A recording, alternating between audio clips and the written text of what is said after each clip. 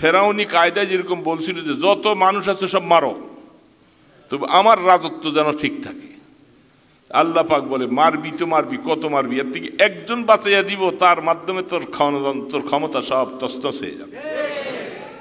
এই জন্য যা কিছু করো বুঝতে হবে, যত ষড়যন্ত্র করো দুনিয়ার মানুষের কাছে গোপন, কাকে গুম করবা, কাকে হত্যা করবা, সারা পৃথিবীর সমস্ত জালেমদের চোখের সামনে আল্লাহ পাক দেখাই দিছে, দেখ এই বড় বড় জালেম যারা আছো, সারা পৃথিবীটাকে তছনছ করে করে কাঁপাইতেছ, সব কিছু করো, আমি আল্লাহ পাক কিভাবে জালেমকে খতম করার জন্য আমার সেই সিদ্ধান্তগুলি কিভাবে আসে তোমরা দেখো। আমরা ফেরাউনি কায়দার মতো ক্ষমতা 40 বছর 45 বছর পর্যন্ত 50 সাল পর্যন্ত আমরাই থাকবো, এই কথাটা তো ফেরাউনি কথা কি। এবং এই দেশে কাউকে ম্যান্ডেট প্রকাশ করার মতো কোনো সুযোগ দিবেন না, আপনি নাম ধরে সিস্টেম তৈরি করবেন, ইলেকশনের নামে ভুয়া কিছুই না, হ্যাঁ আপনারা একতরফা কতটি সিল মাইরা নিয়ে বাস পাশ করে দিলেন, এটা কি গণতন্ত্র? গণতন্ত্র জবাই করে দিলেন, গণতন্ত্র হত্যা করে দিলেন, আর বলতেছে আপনি আর আপনি 100 বছর থাকলেই আপনি না করে কি এই সিস্টেমে 100 বছর থাকলে না করবে না কথা। আল্লাহ পাক বলে তুই 100 বছর পরামর্শ করতে থাক, ভিতরে পলিসি তৈরি করতে থাক, আর তোকে আমি কি করব এই ফয়সালা তো আমি আসমানে করে ফেলছি। আওয়ামী লীগ নিয়ে যারা কথা বলে, আমাদের আওয়ামী লীগ বিএনপি জামাত নিয়ে আমার কথা না, আমার কথা হলো হক আর না হক নিয়ে কথা। আমরা দল বুঝি না, আওয়ামী বুঝি না, বিএনপি বুঝি না, অন্যায় যারা করবা তাদের মোকাবেলা আমরা করেই ছাড়বো এবং তাদের কথা বলবে ইনশাআল্লাহ। কোনোদিন তোমাকে আমরা ছেড়ে দিয়ে কথা বলবো না, এতে আমাদের জীবন যাবে তো যাবে। আওয়ামী লীগের কিছু ত্রুটি বিচ্ছুতি বলে আমার মাথা খারাপ হয়েছে, আর মাথা আমার খারাপ হয় না, মাথা তোমারটা খারাপ। অন্যায়কে সাপোর্ট করতেছো, অন্যায়কে সহযোগিতা করতেছো, এরপর মাথা আমাদের খারাপ। অনুরোধ করব হক আর বাতিলকে সামনে রাখো, যেহেতু দুনিয়াটাই শেষ না, মরণ আছে সামনে। অন্যায় অপরাধ জুলুম নির্যাতন যখন আসবে, আর সেই জুলুম নির্যাতন যারা করবে এরাই হলো ফেরাউন, আর তাদের মোকাবেলার জন্য আল্লাহ পাক লিকুল্লি ফেরাউনিল মুসা, প্রত্যেক জামানায় যখন ফেরাউন আসবে তার বিপক্ষে আল্লাহ পাক একটা শক্তি দাঁড় করাবে, সেই শক্তিটা হলো মুসা। প্রত্যেক জামানায় কিছু চাটুকার থাকে, কিছু তেল মাখনেওয়ালা থাকে, বুঝলেন নাই কথাটা? চাটুকার আর তেল মাখামাখি এটা সব জামানায় আছে, তেল মাখামাখি এটা সকল জামানায়, চাটুকারদের সেই অবস্থাগুলি। ঠিক ওই সময় হামান, তারপরে ফেরাউনের সভাসদবর্গ যারা ছিল সব সময় জি হুজুর জি হুজুর জি হুজুর, জি স্যার স্যার স্যার স্যার বলতে বলতে মুখের ফেনা বাইরিয়ে যায়। দেখেন না নিচেওয়ালার কাছে উপরের বস একটা ফোন করলে জি স্যার জি স্যার, আমরা মাঝে মধ্যে অনেক সময় বসে থাকি ওনাদের পাশে, দেখি উনি যে স্যারকে কি অনার করে, কারণ আসলে এই তেল মাখতেছে চাকরির গোড়ায় তেল মাখতেছে, আসলে স্যারকে তো কিছুই বলে না, ওনার চাকরিটা যেন ঠিক থাকে। যারা আমার ক্ষমতার পিছনে যারা টোক ধরবে, প্রশ্ন করবে, ক্ষমতার ব্যাপারে কিছু ষড়যন্ত্র করবে, এদেরকে আমি রাখবই না, শেষ করে দিব কি? সর্ব জায়গার মধ্যে বাহিনী তৈরি করছেন, গোয়েন্দা দিছেন, র্যাব দিছেন, পুলিশ দিছেন, বিভিন্ন বাহিনী তৈরি করে রাখছেন। এরা সকলেই কোথায় কোথায় আমার বিরুদ্ধে কি ষড়যন্ত্র সেটা দেখবা মাত্র ধরে নিয়ে আসবা, তাকে সাইজ করে দিব। আল্লাহ সুবহানাহু ওয়া তাআলা বলেন যে ওয়ামাকারু ওয়ামাকারাল্লাহ ওয়াল্লাহু খায়রুল মাকিরিন।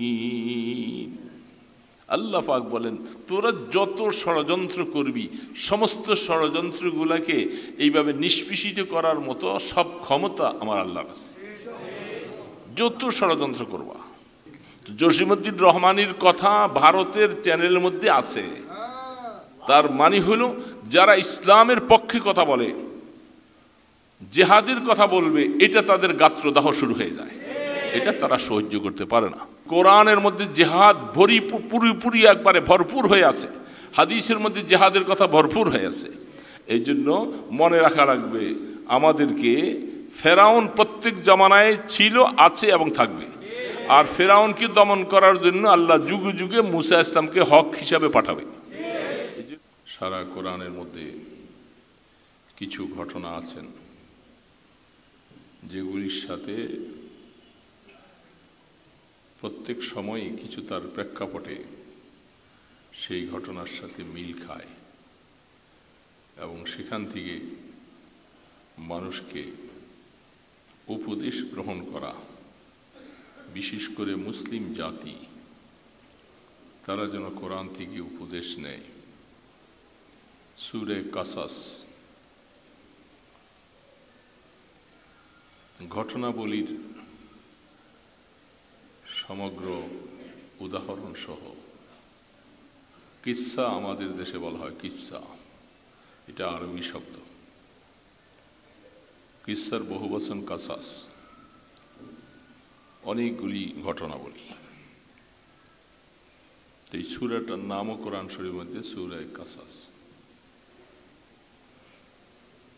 এই সূরাটার প্রথম থেকে আল্লাহ পাক পরিষ্কারভাবে, স্পষ্টভাবে মূসা এবং ফেরাউনের কথা, সামনে হামানের কথা,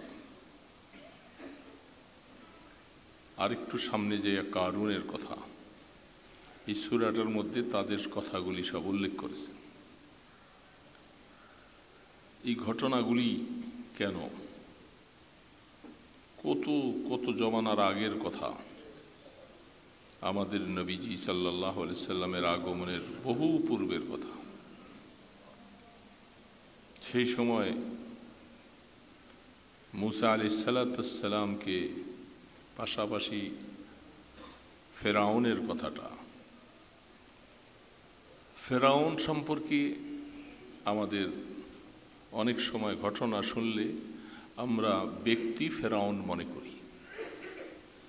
আসলে কোরআন শুধু ব্যক্তি ফেরাউনের কথা উল্লেখ করে, কোরআনের মধ্যে নাজিল করে সর্বজমানায় সকল মানুষকে ফেরাউনি সমস্ত ষড়যন্ত্র কি প্রকার হতে পারে, কিভাবে মানুষ এর মোকাবেলা করবে, মোকাবেলা যখন করতে যাবে তখন মূসা আলাইহিস সালামের সাদৃশ্যে মোকাবেলা করবে। এই জন্যেই ঘটনাটা শুধু নিছক একটা সময়ের সাথে খাস না। আর ফেরাউন বলতে কোরআন শরীফ একজন ব্যক্তি ফেরাউন কি শুধু বুঝান নাই, ফেরাউন বলতে একটা ইজম, একটা মতবাদ। এই জন্য ফেরাউনি মতবাদ, সেটা মানুষকে বুঝতে হবে তার মতবাদগুলি কী ছিল, এবং প্রত্যেক জামানায় ওই মতবাদের সাথে যারা সম্পৃক্ত তাদের মতবাদগুলি সব ফেরাউনি মতবাদ।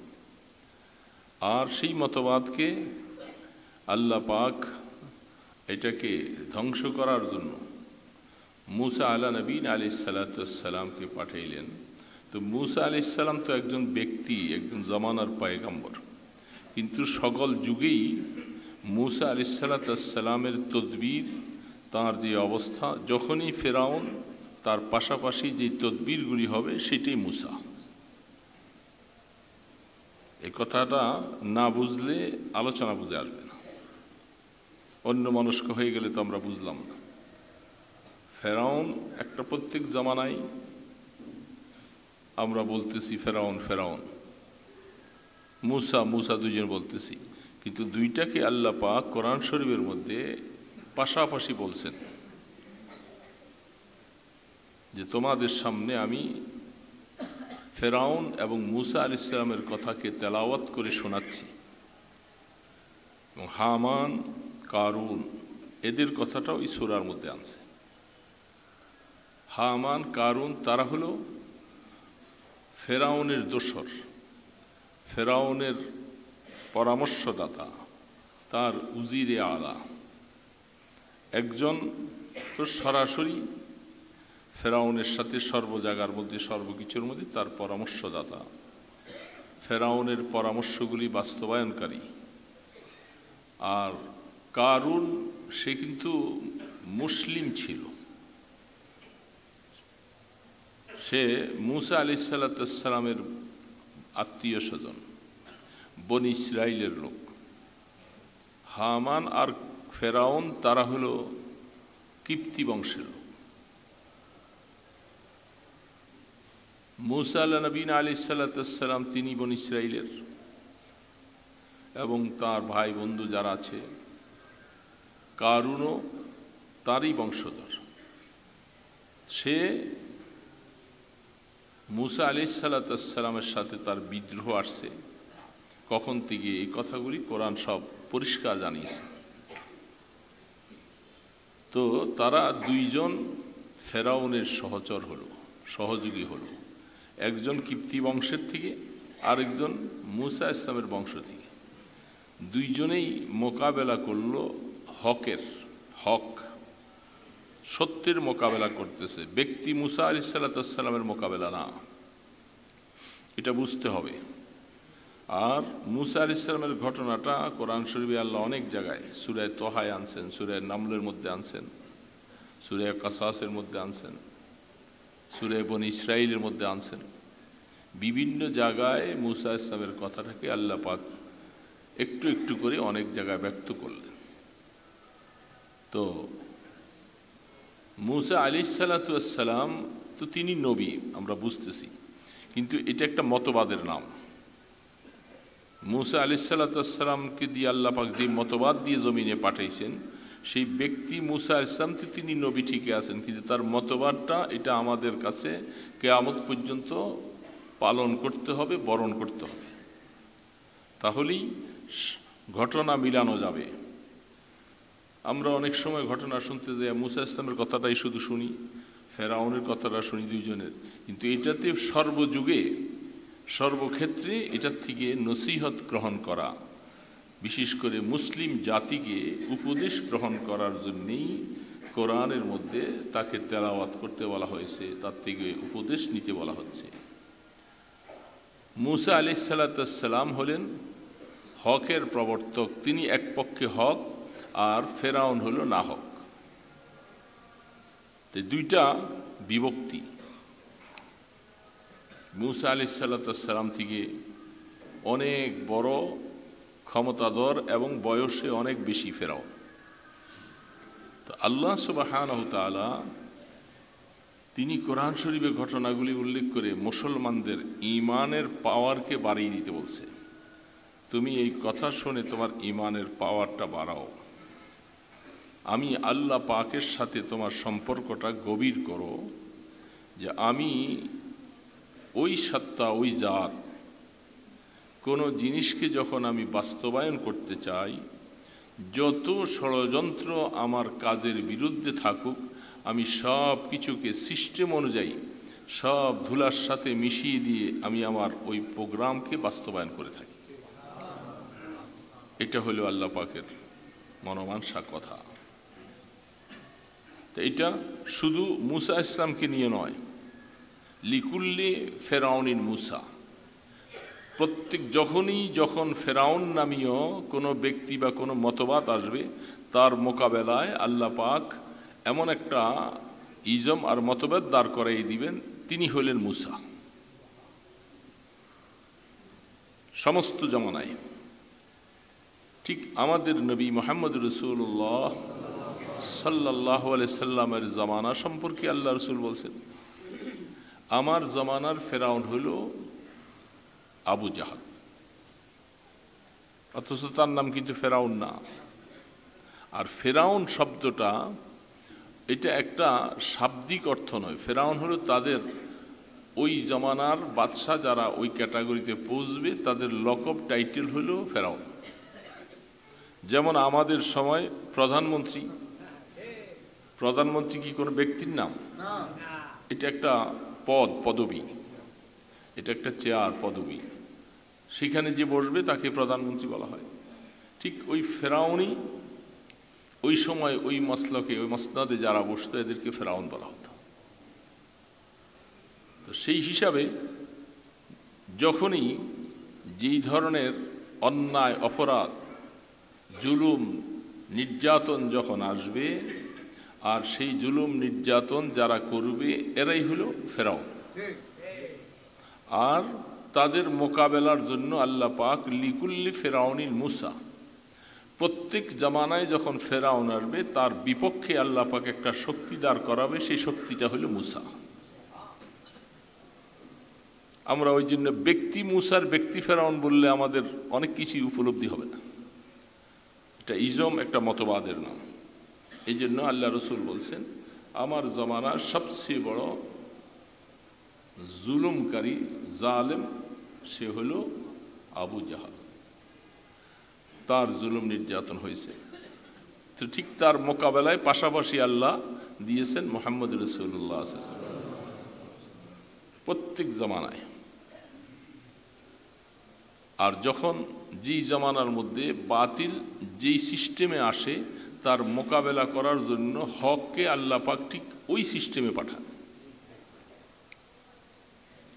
তো মুসা আলা নবীনা আলাইহিস সালাতু ওয়াস সালাম তার পুরা ঘটনাটা আমরা অনেক শুনছি, অনেক বলছি, অনেক কিছু আমাদের শোনা আছে, কিন্তু ঘটনার সূত্র হয়ে ঘটনাটা কি প্রক্রিয়া গেল এটা বর্তমান সিচুয়েশনের সাথে আমার হায়াতের সাথে কি মিল।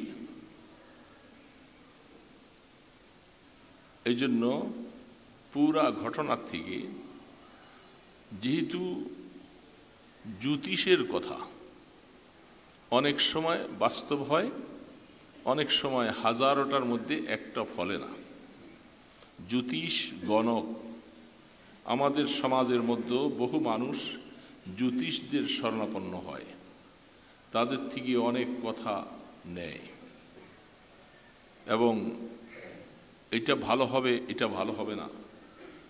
যেমন পেপার খুললে অনেক সময়, এবং আমাদের দেশে পকেট পঞ্জিকা খুললেই দেখা যায় যাত্রা আসতি, যাত্রা নিস্তি, আজকার যাত্রা ভালো হবে, যাত্রা ভালো হবে না, এবং আরও কতগুলি ব্যাপার আছে আমাদের মধ্যে, কি জানি ভুলে গেছি কথাগুলি। তো এগুলির সাথে রাশিফল, রাশিফল আমাদের দেশে এটা একটা পেপার খুললেই দেখা যায় এটা রাশিফল, এবং ওই পঞ্জিকাগুলোর মধ্যে দেখা যায় এই দিন এই সময় এই অবস্থা হলে তার রাশিটা ভালো হবে, তার না হলে তার রাশি ভালো হবে না। তো এবং আজকের যাত্রাটা ভালো হবে, আজকের যাত্রা ভালো নয়। এগুলি নিয়ে অনেক কিছু আমরা পালন করি আমাদের মুসলিম জাতি অনেকে।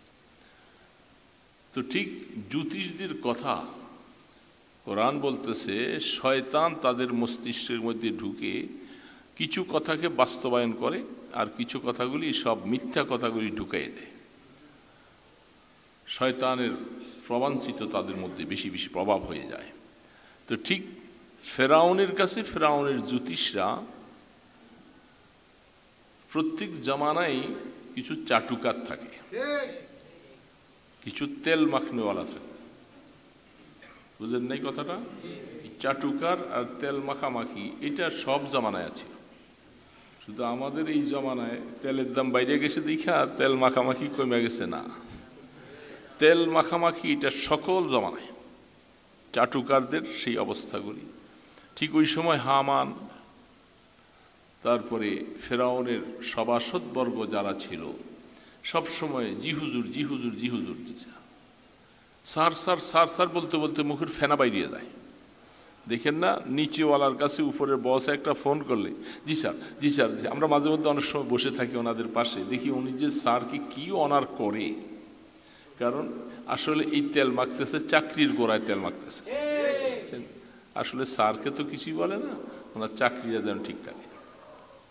এই হইল অবস্থা। এই জন্য ফেরাউনের কাছে যখন এই প্রস্তাবনাটা আসলো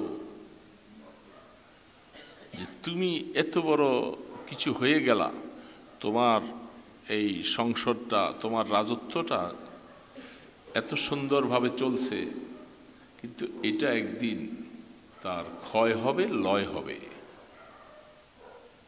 এমন কথা, আমার এই ক্ষমতাটার ক্ষয় আর লয় হয়ে যাবে, কি বলছো তুমি? পাগলের প্রলোভের মতো। এই জন্য বলছে আমি একটা কথা বললাম, এটা আপনার বিশ্বাস করতেও পারে, নাও করতে পারে।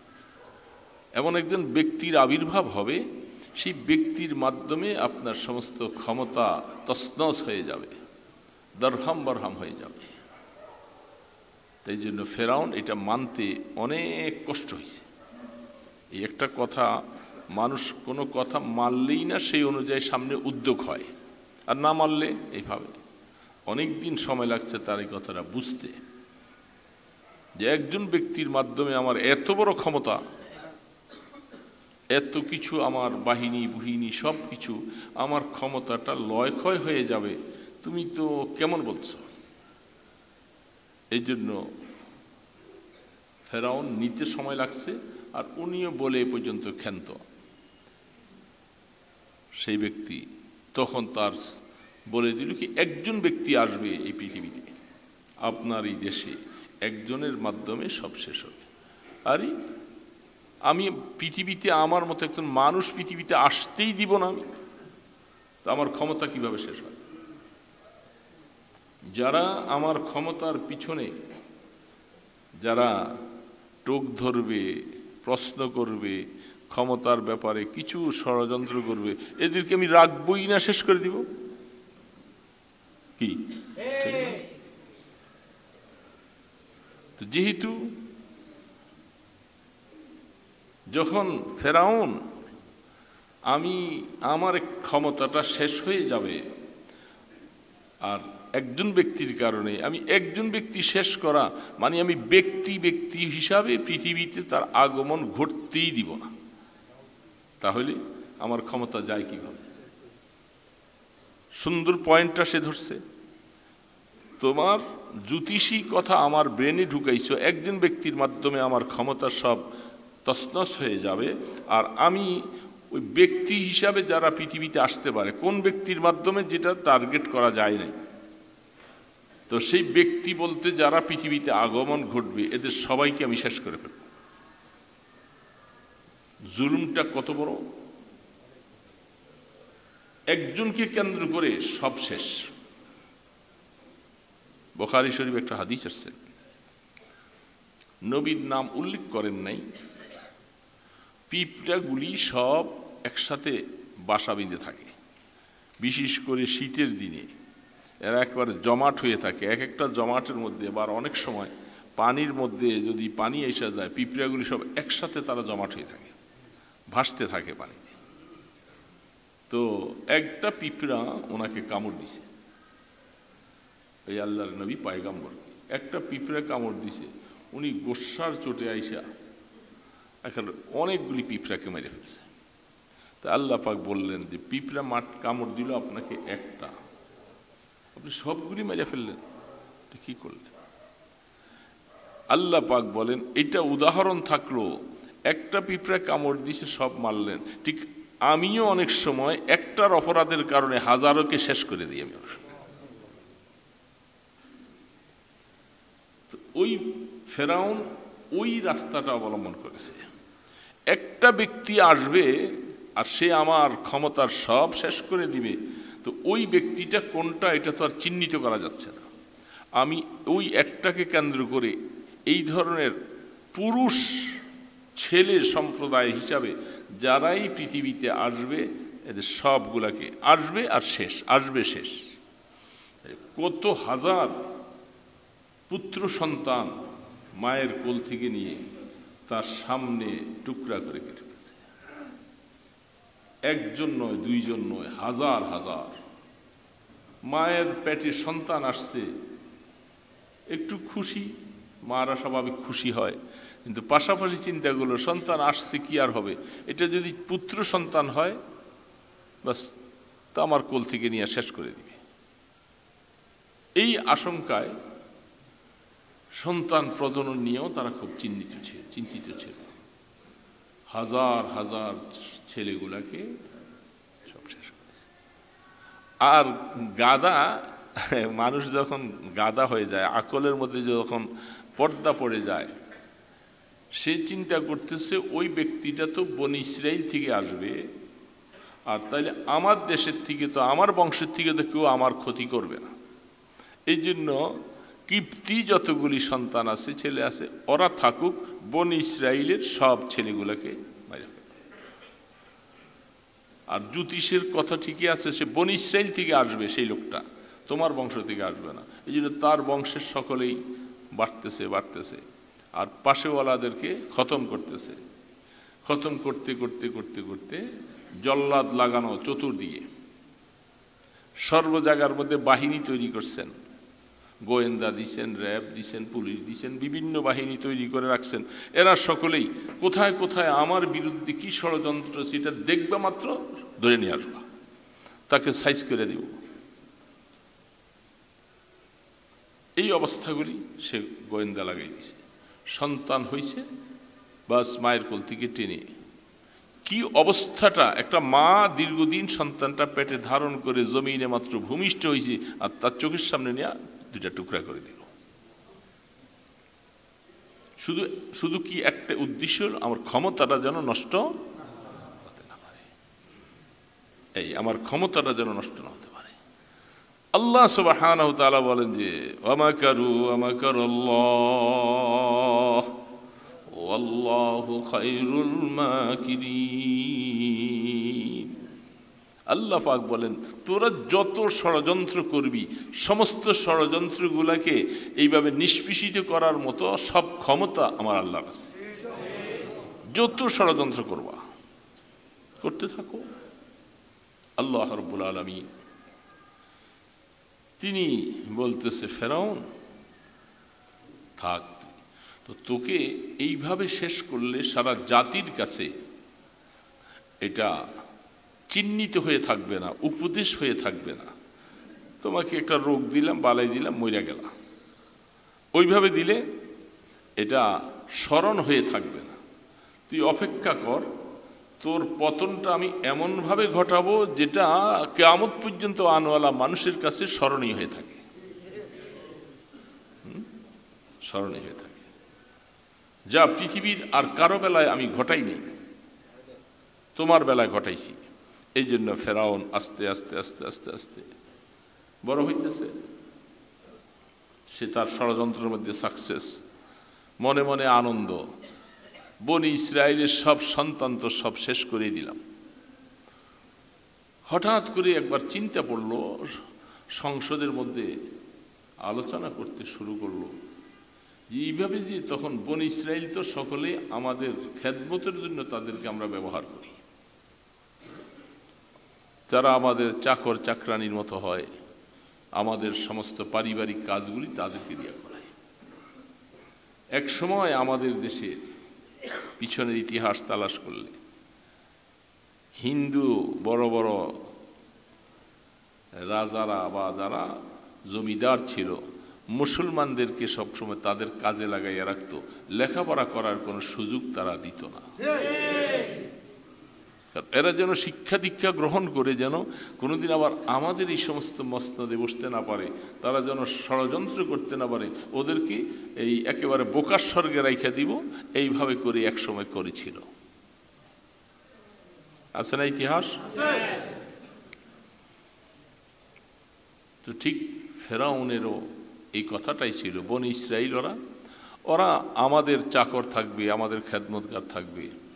এখন যখন এইভাবে ছেলেগুলি মারতে শুরু করলো, এখন দেখতেছে হায় হায়, আগামী দিনে তো সব কাজ, আমার পায়খানাটা আমি পরিষ্কার করা লাগবে, হ্যাঁ, আমার টয়লেটটা খারাপ হয়ে গেছে, আমারই পরিষ্কার করা লাগবে, ড্রেন বন্ধ হয়ে গেছে, আমাকে পরিষ্কার করা লাগবে। কুলি যদি না পান, আপনার বোঝা তো আপনাকেই বহন করতে হবে। শহর বন্দরে আল্লাহ পাকের হেকমত দেখছেন। আল্লাহ সমাজটাকে সুন্দর করে সাজাবার জন্য, আমি অনেক দিন আগে বলছিলাম, একটা দল কুলি থাকবে, একটা রিক্সাওয়ালা থাকবে, একটা ঠেলা গাড়ি চালানোওয়ালা থাকবে, একজন ঝাড়ুদার থাকবে, একজন সাফরাশি থাকবে, বিভিন্ন অবস্থা। যদি সবাইকে একই ক্যাটাগরি দিত তাহলে সমস্ত সমাজ নষ্ট হয়ে যেত। আপনার কাজ আপনাকে করতে হবে। এই জন্য তারা চিন্তা করেছে যে তাইলে এক কাজ করা যায়, সংখ্যায় যদি মাইনরিটি থাকে তারা এত বড় শক্তি সঞ্চয় করতে পারবে না, এক বছরেরটা রাখো, আরেক বছরগুলি মাইরা ফেলো। তখন আল্লাহু আকবার বলতেছিল যে হযরত ইব্রাহিম আলাইহিস সালাম বলছিল ওই সময় নমরুদকে যে আমার আল্লাহ বাঁচাইতে পারেন, আমার আল্লাহ মৃত্যু দিতে পারেন, হায়াতের মালিক তিনি, মৃত্যু। তো নমরুদা বলছিল যে আমিও তো মানুষকে হায়াত দেই, মানুষকে মৃত্যু দেই, তুই কেমনে দেস? আমি ধরে আইন না, দুইজনকে ধরে আনি, আইন না সবার সামনে একজনকে কাইটে ফেলছি, আমি তার মৃত্যু দিয়ে দিলাম আর তুমি ছেড়ে দিলাম, তাহলে আমি একজনকে বাঁচাইলাম, একজনকে মৃত্যু দিয়ে দিলাম। তো এই জন্য সেইখানে তারা 1 বছরের গুলি রাখলো, আরেক বছরের সব মাইয়া ফেলল। এখন সংখ্যায় কমে গেছে, সংখ্যায় আল্লাহ সুবহানাহু তাআলা যেই বৎসর সন্তানগুলাকে সব মেরে ফেলা হয়, একজন 1% বেঁচে রাখা হয় না, সব শেষ। খুঁজতে খুঁজে খুঁজে খুঁজে যেই ঘরের মধ্যে যে মা প্রসব করেছে সন্তান ছেলে, তাকে শেষ। আল্লাহ পাক সেই বৎসরেই মুসা ইসলামকে পাঠাইছে, ওই বৎসরেই মুসা ইসলামের জন্ম। তো মুসা আলাইহিস সালাতু ওয়াস সালাম জন্ম হলো। কোরআন বলতেছেন ও আউহা ইলা উম্মি মুসা, এখানে ওহির দ্বারা হইল ওহির লঘবি মানা, দিলের মধ্যে এলকা করা, ঢেলে দেওয়া। অনেক জায়গার মধ্যে আল্লাহ ওহি শব্দটা ব্যবহার করেছেন। ও আউহা ইলা নাহাল, মৌমাছির কাছে আল্লাহ পাক বলেন আমি ওহি পাঠাইছি। আনিত্তাখিজি মিনাল জিবালি বুয়ুতা, এই তুমি পাহাড়ে গাছে বিভিন্ন জায়গায় ঘর বানাও এবং সেইখানে তুমি মধু আহরণ করো, আর এই মধু আমার বান্দাদের জন্য উপকার বানাই দিলাম আমি। তো এই হিসাবে মুসা ইসলামের মার কাছেও, মুসা আলাইহিস সালামের মা সন্তানটা প্রসব করেছে, সেই ব্যথায় টিকতে না পাইরা পাশেই চিন্তা করতেছেন এই তো গুপ্তচর তো আইসা পড়বে, আইসি তো মায়ের কোল থেকে নিয়ে আমার সামনে 2 টুকরা করে ফেলবে। আল্লাহ সুবহানাহু ওয়া তাআলা বলেন যে আমি মুসার মায়ের দিলের ভিতরে এই কথাটা ঢুকাইছি, তুমি একটা বাক্স বানাইয়া তোমার এই সন্তানটা, দেরি করো না, তাড়াতাড়ি সন্তানটা তুমি বাক্স সিন্ধুকে ভইরা পানিতে ছেড়ে দাও। চোখের সামনে হত্যা হইয়া যাওয়া আর ওইখানে মইরা যাওয়া, দুইটার মধ্যে একটু বেশ কম আছে। এই জন্য তার দিলের ভিতরে আসছেন, দেরি না করে একটা সিন্ধুক বাক্স বানাইছেন, বানাইয়া কাপড় চোপড় দিয়ে বাচ্চা দুধ খাবে কোথায়, কে পালবে, কে কি করবে, সারা পৃথিবীর সমস্ত জালেমদের চোখের সামনে আল্লাহ পাক দেখাই দিছে, দেখ এই বড় বড় জালেম যারা আছো, সারা পৃথিবীটাকে তছনছ করে করে কাঁপাইতেছ, সব কিছু করো, আমি আল্লাহ পাক কিভাবে জালেমকে খতম করার জন্য আমার সেই সিদ্ধান্তগুলি কিভাবে আসে তোমরা দেখো। ওনাকে বাস কাপড় চুপ দিয়ে বাক্স। কিন্তু মা এতদিন পেটে সন্তানটা রাখছে, আর একটা মেয়ে আছে, তাকে বলছিল যে তুমি দূরের থেকে একটু একটু খেয়াল রাখবা যে এটা কি বাক্সটা, সিন্দুকটার কি অবস্থাটা হয়, কারণ সামনে গেলে টের পাওয়া যাবে, ধরে ফেলবে, এই জন্য অনেক দূর থেকে খেয়াল করবা। আল্লাহ সুবহানাহু তাআলা সারা পৃথিবীর চোখে আঙ্গুল দিয়ে দেখাইছেন এই বাচ্চাটাকে আল্লাহ পাক কিভাবে দুধ খাওয়াইলেন, কিভাবে বাইচে আছে, মার দুধ নেই, সে নদীর থেকে এত বড় ঢেউয়ের মাঝখানে সব উতাল তরঙ্গ হইতে হইতে হইতে হইতে, আর সেটা যাইয়া, লম্বা কথা আসে বলতে, আমি সূত্রটা শুধু বলতেছি, সেটা যাইয়া বিবি আসিয়া তো তখন, সে তখনও মুসলমান অমুসলমানের কোনো প্রভেদ নাই, কারণ সে তো ফেরাউনের স্ত্রী, কিন্তু সেও নিঃসন্তান, বিবি আসিয়াও নিঃসন্তান। এই জন্য এটা সন্তানটা পাইল, কেমনে কেমনে পাইছে সব আপনার শুনছেন বহু কথা। এই সন্তানটা পাওয়ার পরে সেদিন ফেরাউন এই কথা শোনার পরে কোরআন শরীফ বলছে এই সন্তানটাকে তুমি মাইরো না। ফেরাউন শোনার পরই সিদ্ধান্ত নিল এটা কেন এইভাবে আসলো, নিশ্চয়ই মনে হয় এটাই মনে হয় আমার পতনের কারণ হতে পারে, নতুবা এই সন্তান পানিতে ভাসলো সেখান থেকে আসলো, বুদ্ধি তো কম না, অনেক বুদ্ধি। এই জন্য এই সন্তান এটা রাখা যাবে না, এটাই সব কিছু। স্বামী স্ত্রী দুইজনের মধ্যে মাশাআল্লাহ একজন হত্যা করে ফেলবে, আরেকজন বলতে যে না। এইখানে আইসা স্বামী স্ত্রীর মধ্যে অনেক সময় কথা আর ভাগাভাগি হইতে যায়, স্ত্রীর কথা অনেক সময় স্বামী রাখতে হয়, না রাখলে সংসারে অশান্তি সৃষ্টি হয়, হয় না? শুধু সবসময় কাল might is right, might is right, এটা চলবে না, এটা চলবে না। তাকেও এই কথা অধিকার দিতে হবে। এই জন্য যখন বিবি আসিয়া এক পক্ষ হয়ে গেল যে না এই সন্তানটা এটা আমি পালবো, আমার একটা সন্তান নাই, আমি তাকে পালবো, তোমার অসুবিধা কি? একটা সন্তান নাই, এবং এই সন্তানটা কোরআন বলতেছে যে এটা হয়তো কোনো এক সময় আমাদের উপকারে আসতে পারে। ফেরাউন বলছিল তোমার উপকারে আসতে পারে, আমার কোনো উপকার আসবে না। তাফসীর লেখে যে আল্লাহ রসুল বলছিলেন ওই যদি ওই কমবখ্ত গাদায় যদি এই কথা বলতো যে হ্যাঁ আমারও উপকার হতে পারে, তারকে আল্লাহ হেদায়েত দিয়ে দিত, তার উপকার সেইভাবে থাকলো। তো আল্লাহ সুবহানাহু ওয়া তাআলা এটাকে সেখানে নিলেন একটা বাচ্চা। এরপরে দেখেন দুধ, এটা সন্তান তো দুধ খাবে। এখন বিবি আসিয়া অনুমোদনটা নিছে স্বামীর থেকে, অনুমোদন নিয়ে এখন একে বাঁচাবে কি করে? খাওয়া লাগবে না। আল্লাহ পাক যখন বাঁচায় মানুষকে অনেক দিন না খাওয়াইয়া বাঁচাইতে পারে, পারে না?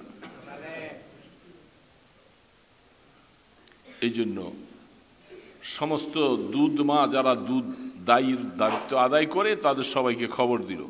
আর আল্লাহ পাক বলে আমি মুসাকে বলছি এই খবরদার কারো দুধ কিন্তু তুই খাবি না, যত পিপাসাই তোমার হোক না কেন কারো দুধ তুই খাবি না। এই জন্য যে কোনো মায়ের আনে সবাই তো খুব আনন্দে আসছে, ফেরাউনের ঘরের বাচ্চার দুধ খাওয়াবো, পুরস্কারটা কি ছোটখাটো? বিশাল একটা পুরস্কার পাবে, যেন সবাই দৌড়ে আসতেছে। আর মুসা আলাইহিস সালামের মা তিনি জান নাই, বোন খবর দিছে যে একটা দায়ী আছে এরকম অনেক বাচ্চা দেখি তার দুধ খায়, তার দুধ অনেকেই খায় বাচ্চারা, তো খবর দাও।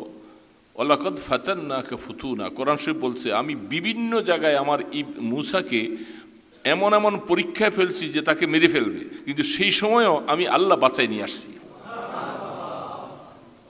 কোরআন শরীফের শব্দটা এটাই বলছেন, ফাতান্নাকা ফুতুনা, অনেক পরীক্ষা। সেই সময়ে যখন ওই মহিলা দুধ খাওয়ার প্রশ্ন এসে গেছে, সম্ভবত মনে হয় এই মহিলার সন্তান হতে পারে, এই মহিলার সন্তান হতে পারে, কথাটা প্রকাশ হয়ে গেলে তো হত্যা হয়ে যাবে। এই জন্য বলা হচ্ছে যে না সেই মহিলার অবস্থাগুলি এরকম যে অনেক বাচ্চারা তার দুধ খায়, কেউ দুধ বাঁচে না। এই জন্য সে লাইন ধরে থাকলো, কারো দুধ মুসা ইসলাম খাইলেন না, খাইল আপন মায়ের দুধ। এরপরে মহিলাকে আল্লাহ দিল কি ওরাবাত না রাখুন, তার দিলটা আমি শক্ত করে দিয়েছি, তুমি বলবা যে আমি আমার বাড়িতে আমার একটা বাচ্চা আছে, ভরণ পোষণ খোঁজ খবর নিতে হয়, আমি আপনার বাড়িতে থাইকে বাচ্চাকে দুধ খাওয়াইতে পারবো না। বাস আল্লাহ পাক এটাও বলে দিয়েছেন, হ্যাঁ যখন সিদ্ধান্ত হলো তো আমি আপনি এখানে থাকেন, যা তো কিছু খরচ দরকার আমি দিব, কিন্তু তুমি এখান থেকে খাও, আমি বাচ্চাটাকে একটু দেখবো কার বাচ্চা কে আদর করে। বিবি আসিয়া বলতেছে আমি একে না দেখলে ঠিক থাকতে পারি না, এই জন্য তুমি আমার সামনে থাকো।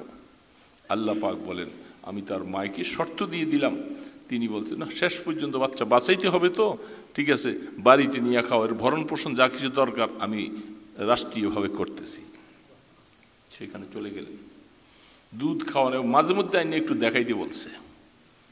হযরতে আসিয়া আলাইহিস সালাম আল্লাহ পাক প্রথম থেকেই বাচ্চার প্রতি মহব্বত দিয়ে দিয়েছেন, তাকে আল্লাহ ঈমান দিবেন, এটা আল্লাহ পাকের সিদ্ধান্ত। এটা তো সেই সময় জানা ছিল না। সেই বাচ্চা মায়ের দুধ খাইয়া বড় হলো, সেখানে থাকলো। পুরস্কারটা যে কত পাইছে! মূসা ইসলামের মায়ের জীবনের যত দরকার ছিল সব ব্যবস্থা হয়ে গেছে। রাজতন্ত্রের সবাই, সর্বশেষ ফেরাউন্নারে বলছে যে এই সবাই তো পুরস্কার দিল, তুমি কি পুরস্কার দিবা? এ বাচ্চা আনবো এখানে, বাচ্চা এতদিন দুধ খাইছে, বিশাল বিশাল অলঙ্কার আদি স্বর্ণ জমর এগুলো একবার স্তূপ হয়ে গেছে। আল্লাহ পাক বলে, আমি আমার সন্তান এটাকে মাইরা ফেলবি, আমি এর দিয়া তোর পতন ঘটাবো, মাঝখান দিয়া ওর সংসারটা চলার ব্যবস্থাও আমি সব করতেছি। আল্লাহ সব কিছু করলেন। সেখান থেকে মূসা আলাইহিস নবীন আলাইহিস সালাতু ওয়াস সালামকে কোথায় কোথায় কোথায় কোথায় কিভাবে কিভাবে বড় করলেন। এবং তিনি যখন রাজ পরিবারে বড় হয়েছে, তো আসলে মূসা ইসলাম জালেম ছিলেন না, এটা মনে রাখতে হবে। ঘটনা শোনার পরে তিনি পারিবারিকভাবে ফেরাউনের সাথে কোনো কথায় কাজে তার সংসদের মধ্যে কোনোটার মধ্যে মিল খায় না। এই জন্য সেখানে লালন পালন হওয়ার পরেও সর্বশেষ পরবর্তীতে ফেরাউন বলছিল, এই জন্য আমার চোখের সামনে না আসে, বড় হয়েছে না একটু, ও সব কাজ উল্টা কাজ করে। তো তিনি বাহিরে গিয়েও থাকছে, রাজ পরিবারে বড় হয়েছে, কিন্তু বাহিরে গিয়েও তার শরীরের গঠন বাড়ছে, বড় হয়েছে। এই হতে হতেই সকালবেলা ফজরের পরে, তখন তার ফজর নাই, ফজরের পরে এই টাইমটা বাইরেছে, দুইজন ঝগড়া লাগছে, একটা বনি ইসরায়েলের আরেকটা হইল ফেরাউনের দলের। দুইজন কথা এমনভাবে ঝগড়া লাগছে, একটা ধরছে জমাটে। মূসা আলাইহিস সালাতু ওয়াস সালাম তিনি সামনে আগে গেছে একটু ছুটিয়ে দিবে, ছুটিয়ে দিতে যাইয়া যেটাই ওইটারে ধরছে, কিপ্তিটা বনি ইসরায়েলে যাকে ধরছে ওর ছাড়তেছে না। মূসা একটা ঘুষি দিছে, ফাওয়াকাযাহু মূসা। মূসা একটা ঘুষি দিয়েছে, একটা ঘুষিতে মানুষ মরে যায়, এটা তো কল্পনা হওয়ার কথা। পড়ে গেছে। মূসা ইসলামও ইতস্তকুন, হাই এটা কি হলো? এই জন্য মূসা ইসলামের ধারণাও ছিল না, ইচ্ছাও ছিল না। আর যেটাকে মারছে ওইটাও কিন্তু কাফের, হিসাব মতো মাসালা অনুযায়ী হরবি কাফের যারা যারা বাস্তব দেশী ও কুফুরির দেশের লোক, এদেরকে এইভাবে মারা শরীয়তে জায়েজ। আমাদের দেশে আশপাশে বিভিন্ন অবস্থা, আমাদের পাশে যারা আছে এরা হরবি কাফের, মানে কি তারা তাদের আঞ্চলিকভাবে জাতিগতভাবে তারা কাফের মুশরিক। মাসালাগত দিক থেকে আমাদের দেশে এসে যদি কোনো এইভাবে আক্রমণ করে তাদেরকে মারা জায়েজ। তো সেই হিসাবে মূসা আলাইহিস সালাতু ওয়াস সালাম তিনি এক ঘুষি দিয়েছে, মরে গেল। তিনি তারপরও এই শব্দটাকে শয়তানের দিকে তিনি ইতস্ত করেছেন, নিসবত করেছেন। সেই জায়গার মধ্যে কয়েকদিনের ঘটনা, এই জন্য কে হত্যাকারী প্রমাণ নাই, ওই বেটা নিজের স্বার্থে কথাটা গোপন রাখছে। আবার কিছুদিন পরে হঠাৎ করে দেখলো যে ও আবার আরেকজনের সাথে ঝগড়া, তো বলছে ও আসলে মনে হয় এই ঝগড়া একটা মানুষ, ও ভালো না। ওই দিন ওই বেটার সাথে আজকে মূসা ইসলাম আগেই তো ছিল, ওই ভয় পাইছে যে আজকে আবার এক ঘুষা আমাকে দেয় তো আমি শেষ হয়ে যাব। জোরে আওয়াজ দিয়া বলছে, এই তুমি কয়েকদিন আগে একবার এই ঘটনা ঘটাইছো, আজকে আবার আমার দিকে দৌড়ে আসছো। মূসা ইসলাম সরে চলে আসলো। এই কথা তো ওই বেচারা শুনে ফেলছে। এইটা ফেরাউনের রাজতন্ত্রের মধ্যে খবর পৌঁছে গেছে যে আগের ঘটনাটা মূসা ঘটাইছে। বাস সিদ্ধান্ত হয়ে গেল মূসাকে ধৈর্য নিয়ে আইসা মেরে ফেলা। সিদ্ধান্ত হইল মূসা ইসলামকে ধৈর্য নিয়ে মেরে ফেলা। তিনি কিন্তু এত অপরাধী ছিলেন না। আল্লাহু আকবার। মূসা আলাইহিস সালামের উপরে তখনও নবুয়তের প্রকাশ নাই, কিছু প্রকাশ নাই। তারপরেও হকের পক্ষে একজন না দুইজন হলেও মানুষ থাকে। এই জন্য সেখানে যখন সিদ্ধান্ত হইল মূসাকে ধরে নিয়ে আইসা এখন মেরে ফেলা হবে, তিনি গোপনীয় চুপচাপ করে শুইনে আইসা মূসাকে বলতেছিল, ইন্নাল মালাউ ইয়াতামিরুন, সমস্ত রাষ্ট্রীয় ক্ষমতা তোমার ব্যাপারে সিদ্ধান্ত হলো তোমাকে মেরে ফেলবে। মূসা তুমি আর এখানে থাইকো না, এখান থেকে না, এখান থেকে পালিয়ে যাও। মুসা আলাইহিস সালাম সব পালাইতে গেলেন, সব কিছু করলে, সামনে ঘটনা সব আছে কিভাবে কিভাবে পালাই গেলেন। মুসা আলা নবীন আলাইহিস সালাম সেখানে গেলেন। সেখান থেকে আল্লাহ পাক দীর্ঘদিন রাইখা শক্তি সঞ্চয় করে তৈরি হইয়া আবার তাকে ফেরাউনের মোকাবেলায় পাঠাবে। মাঝখান দিয়ে সময় অনেক দিন, এবং সেইখানে অনেক দিন ওইখানে একটা ফ্যান ছাড়তে বলতেছে মনে হয় না, হ্যাঁ, ও টাকা। তো মুসা আলা নবী সাল্লামের ঘটনাটা পাশাপাশি ফেরাউনের ঘটনার সাথে আল্লাহ পাক মিলাইয়া দিলেন, এবং ফেরাউনকে আল্লাহ পাক কিভাবে খতম করলেন সব কিছু আপনারা শুনছেন, সব কোরআনে বিস্তারিত আছে। এবং মুসা আলাইহিস সালামকে সে পারল না, সর্বশেষ অবস্থায় মুসা আলাইহিস সালামকে ধ্বংস করতেও পারল না। আল্লাহ পাক সব জায়গার মধ্যে পরীক্ষার মধ্যে যখন তারে কোলে নিয়া, ফেরাউনের কোলে যখন নিয়া মুসা ইসলামকে দিছে, আল্লাহ পাক বলে যে আরে আমার মুসাকে আমার ফেরেশতা কোলে লইয়া রাখবে, তার দুষ্ট কাফের ইসলামের বিদ্বেষী ও কোলে লবে, এটার সুযোগ আমি পছন্দ করি না। এই জন্য কিছু সময়ের জন্য কোলে নিল, বাস দাড়িতে ধরিয়া এমন জোরে টান দিছে যে তুই যেন কমপক্ষে আমাকে নবী স্বীকার করস, এই জন্য মাথাটা নিচের দিকে নত করে ফেলছে। ফেরাউনের দাঁড়িয়ে ছিল, আমাকে মুসলমানকে কিন্তু এখন দাঁড়িয়ে নেই। হ্যাঁ, বলবেন যে হ্যাঁ এই তো ফেরাউন দাঁড়িয়ে রাখছে, এই জন্য আমরা তো মুসলমান দিকে দাঁড়িয়ে রাখি না। যারা যারা এখন দাড়িগুলি বুঝে শুনার পরে কামাইতেছ, তুমি কবিরা গুনাহ করতেছ। যতবার দাড়ি কামাইবা ততবার তোমার আমল নামায় কবিরা গুনাহ লেখা হবে। মাযহাবে আরবা, চারু মাযহাবের মধ্যে একমত দাড়ি কাটা হারাম, নাজায়েজ। এখন আমরা সমাজের মধ্যে যারা যারা করতেছি, এটা শুধু আমরা নফসের গোলামি করে করতেছি, আমরা নফসের তাবিদারি করতেছি। আমাদের মনে আসলো আমরা আল্লাহ রসুলকে ফলো করি নাই। আল্লাহ রসুলের দাড়ি ছিল, সমস্ত নবীদের দাড়ি ছিল, এমন কোন নবী ছিলেন না যে তার দাড়ি ছিল, এমনকি দাড়ি এক মুষ্টির থেকে লম্বা ছিল। কোরআন শরীফ তার দলিল।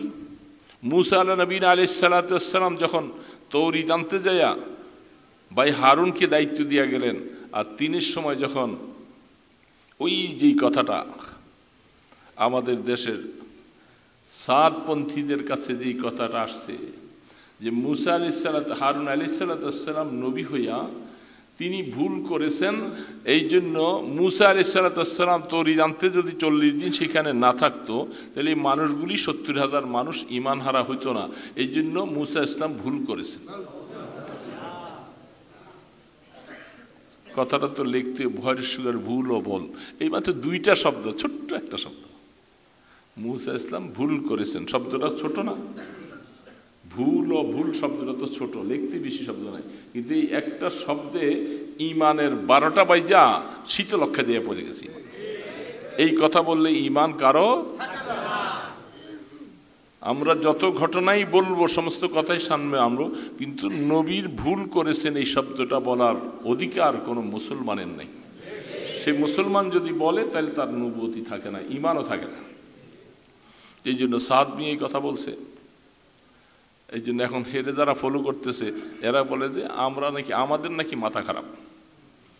আমাদের আশপাশে বিভিন্ন মানুষ বলে, আমার নাম ধরে বলে এর মাথা খারাপ হয়ে গেছে, এ বেশি বেশি সাহাদির কথা বলে, সাহাদের উল্টাপাল্টা বলে, এবং বেশি বেশি করে কিছু আওয়ামী লীগের কিছু ত্রুটি বিচ্ছুতি বলে আমার মাথা খারাপ হয়েছে। আর মাথা আমার খারাপ হয় না, মাথা তোমারটা খারাপ। অন্যায়কে সাপোর্ট করতেছ, অন্যায়কে সহযোগিতা করতেছ, এরপর মাথা আমাদের খারাপ। যারা সাদ মিয়াকে এখনো সাপোর্ট করো তাহলে তোমরা আসলে ইমানের গণ্ডির বাহিরে চলে গেছো। এত বড় কথা বললেওয়ালা তাকে যারা অনুসরণ করবে তাহলে নিশ্চয়ই তারাও গোমরা। আর দ্বিতীয়ত এখানে আওয়ামী লীগ নিয়ে যারা কথা বলে, আমাদের আওয়ামী লীগ বিএনপি জামাত নিয়ে আমার কথা না, আমার কথা হলো হক আর না হক নিয়ে কথা।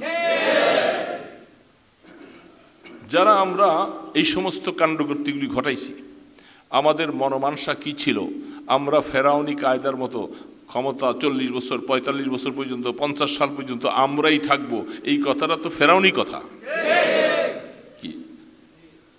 এবং এই দেশে কাউকে ম্যান্ডেট প্রকাশ করার মতো কোনো সুযোগ দিবেন না। আপনি নাম ধরে সিস্টেম তৈরি করবেন, ইলেকশনের নামে ভুয়া কিছুই না। হ্যাঁ, আপনারা একতরফা কতটি সিল মাইরা নিয়ে বাস পাশ করে দিলেন, এটা কি গণতন্ত্র? গণতন্ত্র জবাই করে দিলেন, গণতন্ত্র হত্যা করে দিলেন, আর বলতেছেন আপনি আর আপনি 100 বছর থাকলেই আপনি না করে কি? এই সিস্টেমে 100 বছর থাকলে না করবেন। এখন আল্লাহ পাক বলে তুই 100 বছর পরামর্শ করতে থাক, ভিতরে ভিতরে পলিসি তৈরি করতে থাক, আর তোকে আমি কি করব এই ফয়সালা তো আমি আসমানে করে ফেলছি।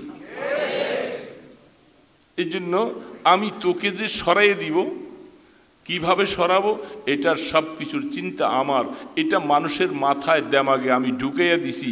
এবং হ্যাঁ, তোমাদের কি জানি কয় আর্মিদের প্রধান ওয়াকান্না ওয়াকরুজ্জামান, উনিও পর্যন্ত সর্বশেষ বাধ্য হইয়া এই সমস্ত মানুষগুলাকে মাইরা ফেলাবার জন্য তো সিদ্ধান্ত দিছিলাম। কিন্তু সে মানবতা হিসাবে যে এত হাজার হাজার লক্ষ মানুষকে আমি মাইরা ফেলবো একটা মানুষের ক্ষমতা রাখার জন্য, এটা তো হতেই পারে না। এটা তার মাথায় ঢুকে নেই। ফেরাউনি কায়দায় যেরকম বলছিল যে যত মানুষ আছে সব মারো, তবে আমার রাজত্ব যেন ঠিক থাকে। আল্লাহ পাক বলে মারবি তো মারবি, কত মারবি, এর থেকে একজন বাঁচাইয়া দিব, তার মাধ্যমে তোর ক্ষমতা সব তছনছ হয়ে যাবে।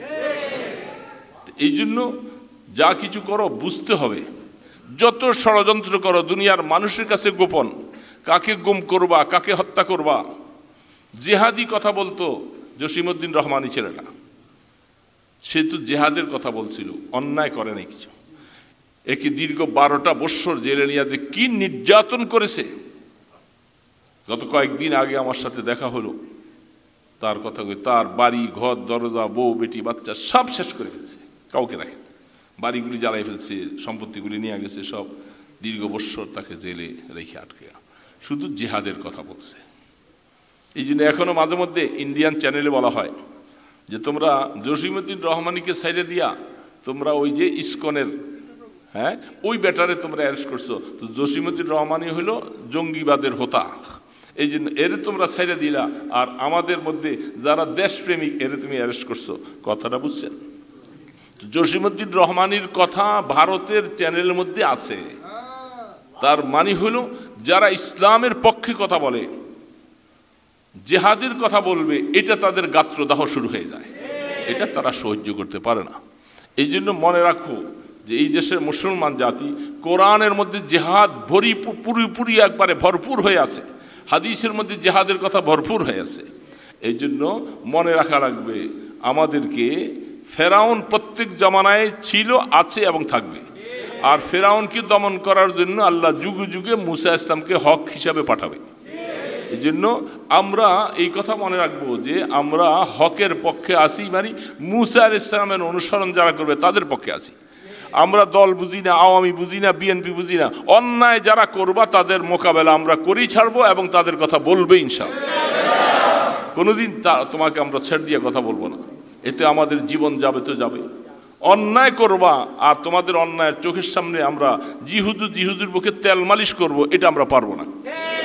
এই জন্য মনে রাখা দরকার মুসলমান, শুধু ফেরাউন আর মুসার কথা শুনি শুধু চুপচাপ বসে থাকলে চলবে না, এটা দিয়ে একটা মতবাদ ইজমকে আমাদের নিতে হবে। এখানে অনেক ভাইরা আছেন যারা আওয়ামী লীগ করেন, অনুরোধ করব হক আর বাতিলকে সামনে রাখো, যেহেতু দুনিয়াটাই শেষ না, মরণ আছে সামনে। যদি হককে সাপোর্ট করে যদি যাও তাহলে ইনশাআল্লাহ শান্তি পেবা, আর না হককে সাপোর্ট করে গেলে কিয়ামতের ময়দানে না হকের সাথে হাসর হবে, মানে তাদের যে দশা তোমার সেই দশা হবে। এই জন্য আগামী দিনে কেউ যদি এই সমাজে এসা আবার এরকম জুলুম নির্যাতন করতে থাকো, তাহলে তোমাকেও আল্লাহ ছেড়ে দিবে না, মনে রাখা লাগবে, ছেড়ে দিবেন আল্লাহ। আল্লাহ সবসময় হকের পক্ষে কাজ করে।